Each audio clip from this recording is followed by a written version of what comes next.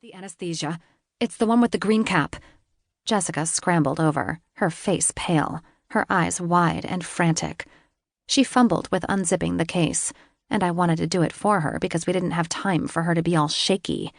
Only my promise to Mora to stay out of it kept me still. I didn't have the ability to help them. My specialty was with energy, not magic, and I didn't want to disrupt their flow. Finally, she got the damn thing unzipped and grabbed a needle, passing it to Sandriel. Sandriel uncapped it and stabbed Cecil with it, pushing down on the plunger. Cecil's frantic movements slowed down seconds later. Long moments passed until she finally stopped moving altogether, her chest still rattling as she breathed in and out. But then, not in again. "Shit," Sandriel said, and began ripping apart Cecil's shirt. An open wound in her chest gushed, and I nearly yelled at them to save her. I was choking on my heart. There someone lay, important to me, and I couldn't do shit for her. I was useless, powerless. No, not ever again.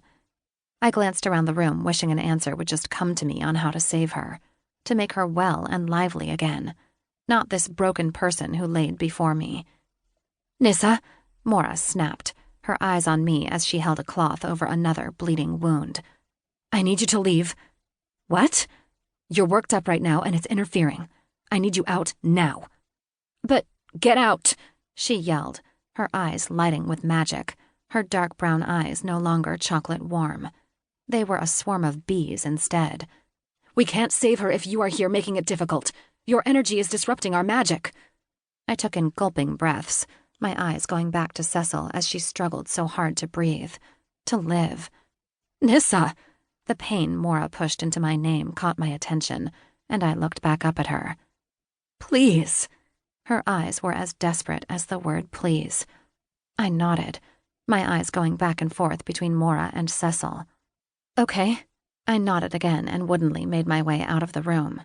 I walked numbly through the halls until I reached the living room. I curled up on the couch and cried. I rarely cried, if at all, but Cecil was making me cry a lot lately. All I had to do was think about her face as it was now and compare it to how it was when she was healthy, and my damn eyes would leak on their own.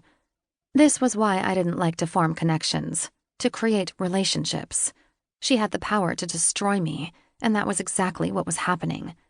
A part of me was still in that room, pleading with Cecil to live, because I truly needed her. She'd wheedled her way into my heart, and I couldn't cast her out. She had a tight grip on me, and what made it so easy was that I was already empty. She filled me and at the same time caused me so much pain. Strong arms wrapped around me and lifted me into a lap. A large hand brushed through my hair. The familiar scent lulled me into sleepiness. I turned to look up into silver eyes. Black hair framed a strong and determined face. I reached up and rubbed my hand against the stubble that covered a sturdy jaw. I'd told him last week that I liked the beard, and he'd kept it since. "Hi," he whispered in a deep voice. "Hi," I croaked. "I heard about Cecil." "They're still working on her." "I know." "I'm afraid, Landis." "I noticed." "I can't lose her." He shifted me until I straddled in his lap, and my head was tucked into his chest. He rubbed my back. I was tall compared to most women, but Landis had a way of making me feel childlike in size. He was just so big. "You won't lose her.